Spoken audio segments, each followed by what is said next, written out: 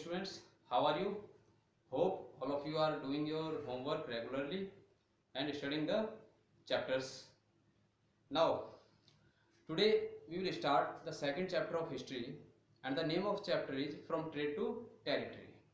In our previous chapter of history, we studied how the Indian history has been written by Britishers. Now, in this chapter, we will study about the British rule in India, how they came to India and for what purpose they came to India, and with passage of time, they took over on the territory of India. तो इस chapter को, क्योंकि ये chapter काफ़ी लेंदी है, इसलिए हम इस चैप्टर को 3 फेजेज में पढ़ेंगे। फर्स्ट चैप्टर में हम इनिशियल कंडीशंस के बारे में जानेंगे कि किस तरीके से ब्रिटिशर्स इंडिया में आए थे, किस उद्देश्य से आए थे और बाद में धीरे धीरे किस प्रकार वो इंडियन टेरिटरी को कैप्चर करने में कामयाब रहे। उसके बाद अगली घटनाओं को किस तरीके से जब इंडियन टेरिटरी पर कब्जा कर लिया अंग्रेजों ने, उसके बाद किस तरीके से उन्होंने एक्सपेंड किया अपने रूल को, उसके बारे में पढ़ेंगे। So let's start the first phase. First phase में घटनाएं कहाँ से शुरू होती हैं? सबसे पहले जो विदेशी भारत की धरती पर आए वेस्ट से, वो कौन थे? वो थे पुर्तगाली। क्योंकि आप लोगों को पता है वास्को डे गामा ने 1498 में सी रूट से इंडिया की, जो सी रूट था इंडिया का, उसकी खोज की थी और सबसे पहले वास्को डे गामा इंडिया में आया और उसके साथ साथ दूसरे पुर्तगाली। क्योंकि उस समय क्या था कि जो भी वेस्टर्न कंट्रीज थे, ब्रिटेन, पुर्तगाल और यूरोपियन कंट्रीज थे, वो दूसरी टेरिटरीज में जाकर अपने व्यापार को बढ़ावा दे रहे थे। और उसी दौरान 1600 ईस्वी में लगभग इंग्लिश एक कंपनी थी, ईस्ट इंडिया कंपनी, जिसको ब्रिटिश संसद में एक चार्टर पास हुआ और उस कंपनी को जो ईस्ट के कंट्रीज हैं उनके अंदर मुक्त व्यापार करने की छूट दे दी कि कोई भी दूसरी कंपनी वहाँ हस्तक्षेप नहीं करेगी और सिर्फ ईस्ट इंडिया कंपनी ही ईस्ट के जो देश हैं उन पर उनके साथ व्यापार करेगी। तो 1600 में ब्रिटिशर्स भी धीरे धीरे इंडिया की तरफ बढ़े और इंडिया में आए। क्योंकि पहले से पुर्तगाली मौजूद थे तो उनके बीच में आपस में झड़प होती रहती थी। कोई किसी के शिप को डुबो देता था, कोई किसी के ट्रेड में जो है बाधा डालता था, तो इस प्रकार ये सब चलता रहता था। उस समय औरंगजेब, उस समय मुगल्स का जो है इंडिया के ऊपर राज था और लगभग पूरे इंडिया के ऊपर औरंगजेब का ही राज हुआ करता था। जब अंग्रेजों ने औरंगजेब से परमिशन मांगी खुला व्यापार करने की, तो औरंगजेब ने उनको परमिशन नहीं दी। लेकिन अंग्रेजों ने अपनी पहली कंपनी हुगली नदी के किनारे पश्चिम बंगाल में बनाई और वो 1651 ईस्वी में बनाई थी, 1651। मैंने यहाँ भी ये डेट्स लिखी हुई हैं, आप लोग यहाँ से भी नोट कर सकते हैं इन डेट्स को, इंपॉर्टेंट डेट्स हैं ये। तो 1651 में जब अंग्रेजों ने हुगली नदी के किनारे अपनी पहली कंपनी, पहली फैक्ट्री लगाई, उसके बाद अंग्रेज जो है धीरे धीरे अपने व्यापार को फैलाने लगे। 1707 में, सन 1707 में जब औरंगजेब की मृत्यु हो गई, औरंगजेब की मृत्यु के बाद जो छोटे छोटे सरदार थे, छोटे छोटे राजा थे, क्योंकि कोई ऐसा ताकतवर रूलर नहीं था जो सभी को एक साथ बांध के रख सके, तो जो छोटे छोटे सरदार थे, जो नवाब थे, वो अपने सिर उठाने लगे और अपना अपना अलग से राज्य स्थापित करने लगे। जैसे बंगाल में उस समय क्या था, बंगाल में अलीवर्दी खान का राज था और अलीवर्दी खान जो है अंग्रेजों को भी अपने पंजे बंगाल में नहीं टिकाने दे रहा था। मतलब उसने अंग्रेजों को पूरी तरह से छूट नहीं दी हुई थी और अंग्रेज इसलिए काफ़ी परेशान रहते थे। वो अपना काम, वो अपना ट्रेड जो है पूरा अच्छी तरीके से फैला नहीं पा रहे थे। अलीवर्दी खान की मृत्यु हुई थी 1756 में। 1756 में जब अलीवर्दी खान की मृत्यु हुई, उसके बाद उसकी गद्दी पर बैठा सिराजुद्दौला, जो बंगाल के नवाब थे। सिराजुद्दौला ने अंग्रेजों को व्यापार फैलाने के लिए रोका और अंग्रेजों को एक लिमिट के अंदर व्यापार करने के लिए कहा कि अंग्रेज क्या कर रहे थे, धीरे धीरे अपने फोर्ट स्थापित कर रहे थे, हर जगह अपने किले बना रहे थे, किलाबंदी कर रहे थे और अपने व्यापार को भी फैला रहे थे। उन्होंने अपनी सेनाएं बना ली थी। तो क्या हुआ, ये सब देखकर सिराजुद्दौला खान अपने कुछ सैनिकों के साथ, लगभग 30,000 सैनिकों के साथ, उन्होंने अंग्रेजों के एक फोर्ट पर कब्जा कर लिया और उनकी जो फैक्ट्री थी उसके ऊपर ताला लगा दिया या उसके ऊपर अपना कब्जा कर लिया। ये सब देखकर अंग्रेजों ने लॉर्ड क्लाइव को इस सब घटना को हैंडल करने के लिए लॉर्ड क्लाइव को भेजा।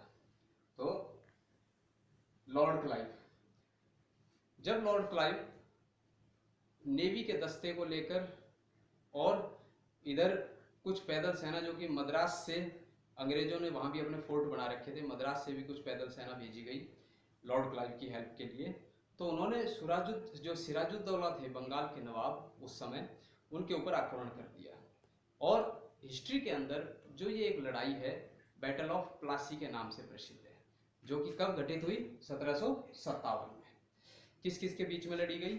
नवाब सिराजुद्दौला और अंग्रेजों के बीच में। अंग्रेजों की तरफ से लॉर्ड क्लाइव ने इस लड़ाई का जो है नेतृत्व किया। अब हुआ क्या कि सिराजुद्दौला के एक खास दोस्त, कौन? मीर जाफर, जो कि सिराजुद्दौला के एक खास दोस्त थे, उन्होंने सिराजुद्दौला को इस लड़ाई के अंदर हेल्प करने के लिए वादा किया। लेकिन क्या हुआ, एंड टाइम पर वो अंग्रेजों के साथ मिल गए, अंग्रेजों ने उनको मिला लिया अपने साथ। तो उन्होंने जो है सिराजुद्दौला की हेल्प नहीं की और उल्टा उनके सैनिक जो है सिराजुद्दौला के खिलाफ लड़ने लगे। तो इस कारण क्या हुआ कि नवाब सिराजुद्दौला की बहुत बुरी तरीके से हार हुई और उनकी मृत्यु हुई। ठीक है, इस प्रकार बंगाल के जो नवाब थे सिराजुद्दौला, वो बैटल ऑफ प्लासी में हार गए और अंग्रेजों की जीत हुई। अंग्रेजों ने जीतने के बाद मीर जाफर को नवाब सिराजुद्दौला की जगह राजगद्दी पर बैठा दिया।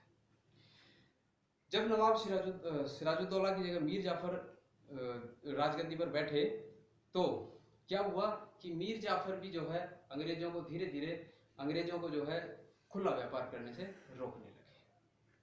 ठीक है, उसके पीछे कई वजह थी, क्योंकि अंग्रेज खुद अभी राजगद्दी नहीं चाह रहे थे, वो सिर्फ एज ए ट्रेडर्स ही अपने व्यापार को बढ़ाने की सोच रहे थे और उल्टी सीधी डिमांड वो है मीर जाफर से करते थे, पैसे की डिमांड मीर जाफर से करते थे। तो इसलिए क्या किया, मीर जाफर ने भी धीरे धीरे उनके ऊपर भी थोड़ी सख्ताई करनी शुरू कर दी। तो अभी जब मीर जाफर ने भी अंग्रेजों के ऊपर सख्ताई करनी शुरू कर दी, तो अंग्रेजों ने सोचा, या ईस्ट इंडिया कंपनी ने सोचा कि जो ये हमारे पपेट रूलर्स हैं, पपेट रूलर्स मतलब ये कठपुतली की तरह थे अंग्रेजों के हाथ की, ये भी हमें जो है अच्छी तरह व्यापार करने नहीं दे रहे हैं। तो इन्होंने क्या किया, मीर जाफर को गद्दी से हटाया और उनकी जगह मीर कासिम को गद्दी पर बैठा दिया। लेकिन मीर कासिम ने भी इसी तरीके से उनके खिलाफ विद्रोह, ईस्ट इंडिया कंपनी के खिलाफ विद्रोह करना शुरू कर दिया। तो नेक्स्ट बैटल थी हमारी बैटल ऑफ बक्सर।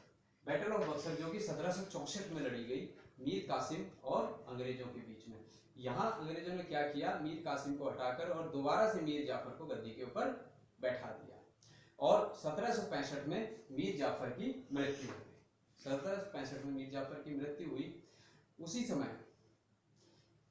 उसी समय मुगल्स ने क्या किया कि कंपनी को 1765 में कंपनी को बंगाल की दीवानी दे दी, मतलब कंपनी को दीवान बना दिया बंगाल का।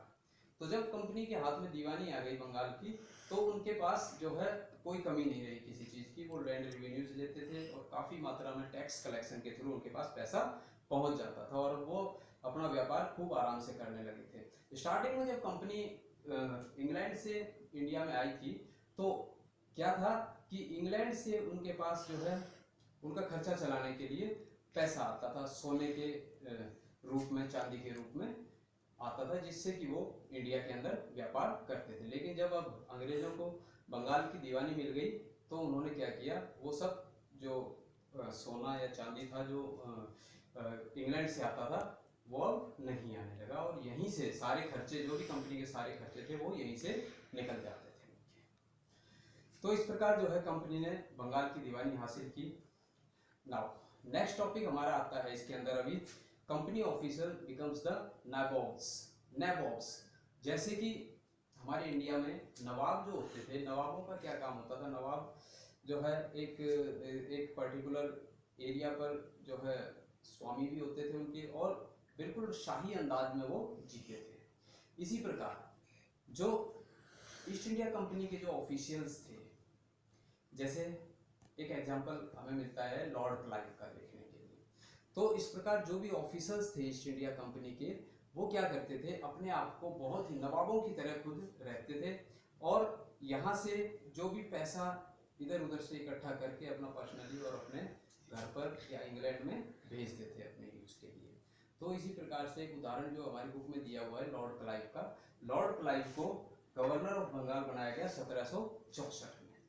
1764 में जब बंगाल का गवर्नर बनाया गया लॉर्ड क्लाइव को, तो उस समय लॉर्ड क्लाइव को एक जिम्मेवारी दी गई ब्रिटिश संसद के द्वारा कि आप जो भी कोई भ्रष्टाचार का काम करता है ईस्ट इंडिया कंपनी में या जो भी भ्रष्टाचारी है उसके खिलाफ आप कार्रवाई करो। लेकिन जब ब्रिटिश संसद ने ये देखा कि खुद लॉर्ड क्लाइव ही भ्रष्टाचार में संलिप्त है, तो इस प्रकार क्या है कि कुछ अंग्रेज जो ये ईस्ट इंडिया कंपनी के जो बाशिंदे थे वो खुद भी जो है भ्रष्टाचार के थ्रू पैसा कमाने लगे।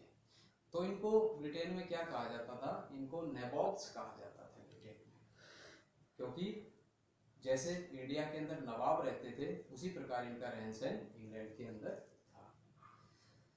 तो बच्चों अब हमारे नेक्स्ट वीडियो में हम देखेंगे how Britishers expand their rule in India. तो यहाँ तक अंग्रेजों ने दो मेन लड़ाइयाँ लड़ी, battle of Plassey and battle of Buxar. Battle of Plassey बहुत इंपॉर्टेंट है इंडियन हिस्ट्री में, क्योंकि यहाँ ये अंग्रेजों की पहली लड़ाई थी जिसमें अंग्रेजों की जीत हुई थी। ठीक है, इस प्रकार जो है अंग्रेजों का जो साम्राज्य की ओर कदम था वो बढ़ा था।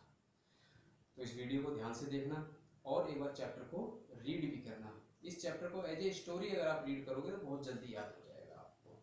ठीक है, बड़ा चैप्टर है, हम इसको 3 फेजेस में पढ़ेंगे और जो क्वेश्चन आंसर्स हैं इस वीडियो से रिलेटेड वो मैं नेक्स्ट वीडियो के साथ आप लोगों को भेजूंगा। Thank you and have a good